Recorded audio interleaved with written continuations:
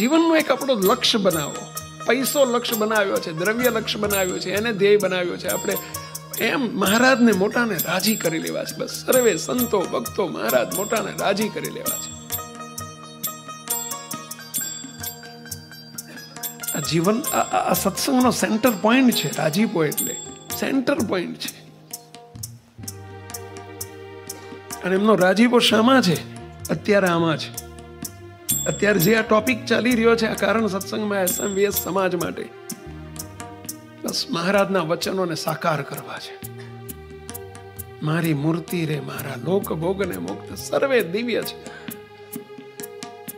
કોઈ સાથે આંટી ના જોઈએ, કોઈ સાથે વેર વિરોધ ના ચાલે, કોઈનો અભાવ પણ પડવું નથી.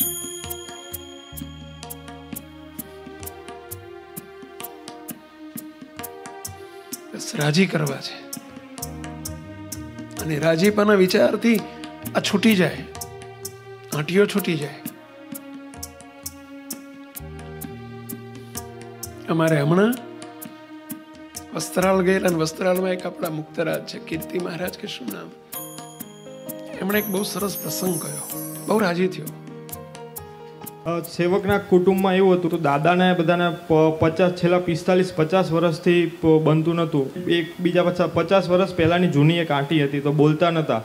તો પછી અત્યારે બધા એક પ્રસંગે બધા ભેગા થયેલા, તો એક મહારાજને પ્રાર્થના કરેલી કે મહારાજ કુટુંબમાં એક તીડાર છે તો એ પૂરાઈ જાય. તો પછી બધા ભેગા થયા, તો પછી મહારાજની કથા વાર્તા મૂકી અને બધાને થોડી વાર બેઠા અને ઘડીક ઘર સભા જેવું કર્યું આખા ફેમિલીએ. અને પછી બધાને કીધું કે આપણે હવે આનું આગળ શું કરીએ એમ.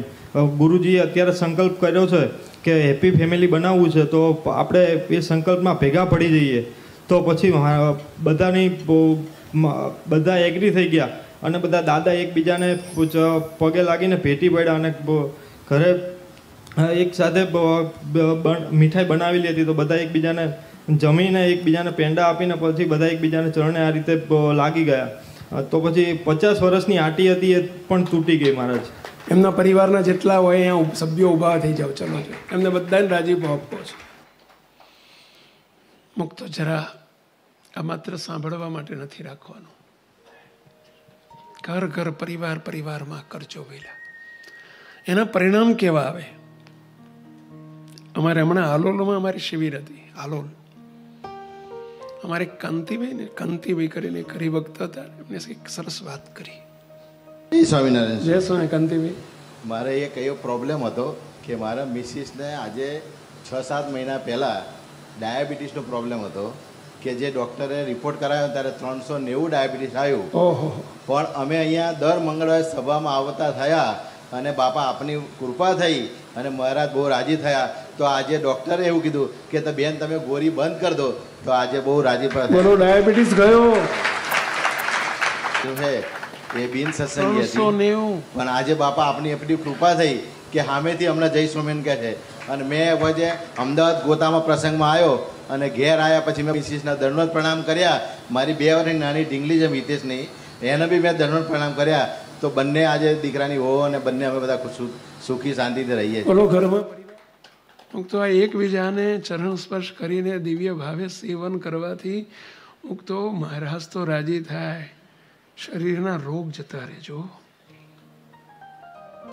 હવે કંઈક શરીરના રોગની વાત ક્યાં છે? અમારે કાંતિભાઈ સુરતના બતાવો જરા. મનસુખભાઈ, સોરી સાહેબ, બહુ ફરક પડી ગયો. ઘણો બધો ક્રોધ હતો, આદયાળુ હતો, ઘણો બધો ક્રોધ હતો, હદ વગરનો હતો, પણ હાવ નિર્મૂળથી કાઢી નાખ્યો. શાબાશ શાબાશ શાબાશ. હાવ હાચું?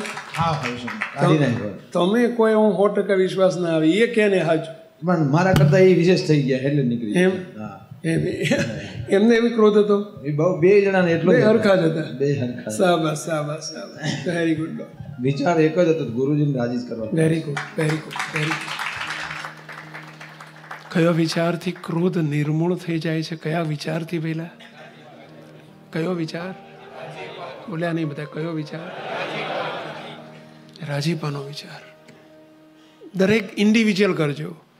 કોઈ રાજી કરે કે ના કરે, મારે રાજી તમને કરે. કરવા જ છે. ઘરમાં 4 સભ્યો હોય ને 3 ને રાજીપાની ભૂખ નથી, તમારે છે? તો કે સ્વામી પણ એક હાથે તાળી કેવી રીતે પડે? અરે બીજો હાથ તૈયાર થઈ જશે. તમે તો એક વખત સંકલ્પ કરો, તમે તો સંકલ્પ કરો, મારે રાજી કરવા છે. ફરીથી કોઈ રાજી કરે કે ના કરે, મારે રાજી તમને કરવા જ છે. બોલવાનું નથી હો, દ્રઢ સંકલ્પ સાથે બોલો બધા. કોઈ રાજી કરે કે ના કરે, મારે રાજી તમને કરવા જ છે. કોઈ દ્રઢતા કરે કે ના કરે, મારે સમજણની દ્રઢતા કરવી જ છે. કોઈ કરે કે ના કરે, મારે કરવું છે. આ દ્રઢ સંકલ્પ કરજો બધા હો. અને આ બધા પ્રશ્નો ક્યાં થતા હોય છે? પોતાનું મન ધાર્યું કરવામાં.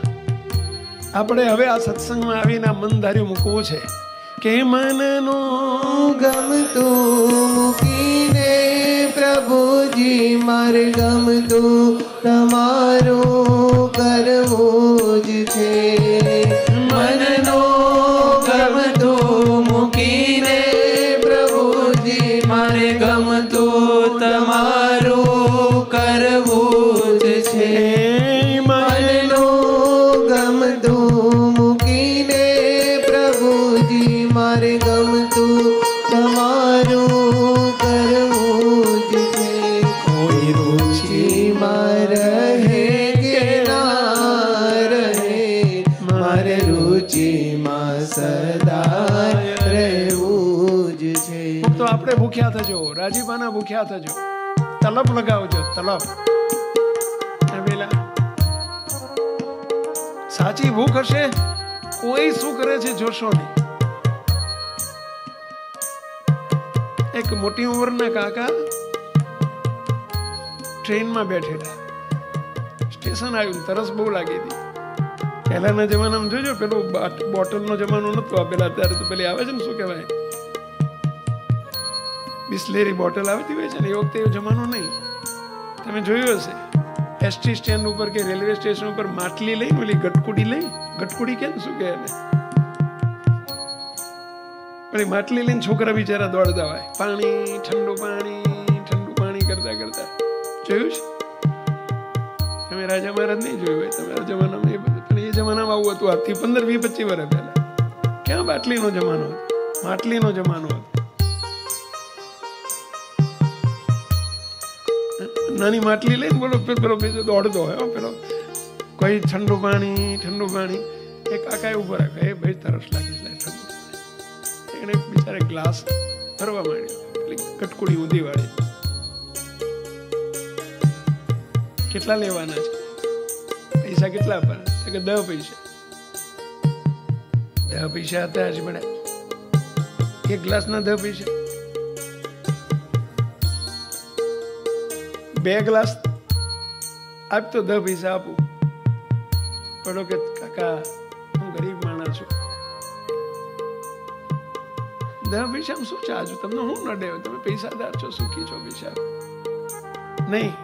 10 પૈસામાં 2 ગ્લાસ આપતો લેવા, નહીં તો નથી લેવા. પેલો છોકરો કે હારું, તમને તરસ જ ક્યાં લાગી છે? ખરી તરસ હોય એ 10 પૈસામાં 2 ગ્લાસ માગે. તમને ખરી તરસ જ ક્યાં લાગી છે? હા લ્યો,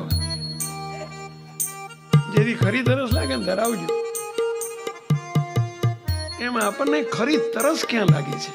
રાજીપાની ખરી તરસ લાગે. ઓલો આમ કરે તો હું આમ કરું, ઓલો આમ કરે તો હું આમ કરું, એ નમે તો હું નમું, એ બોલાવે તો હું બોલું. એને આવું હોય? તરસ જ ક્યાં લાગી છે? એ ભાવ પૂછે.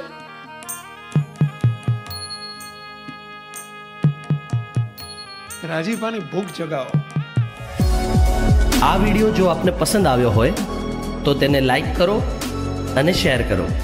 અને હા, આવા જ લેટેસ્ટ વિડીયો મેળવવા માટે SMVS કથા ચેનલને સબસ્ક્રાઇબ કરવાનું અને બેલ આઇકોન પર ક્લિક કરવાનું ન ભૂલતા હો.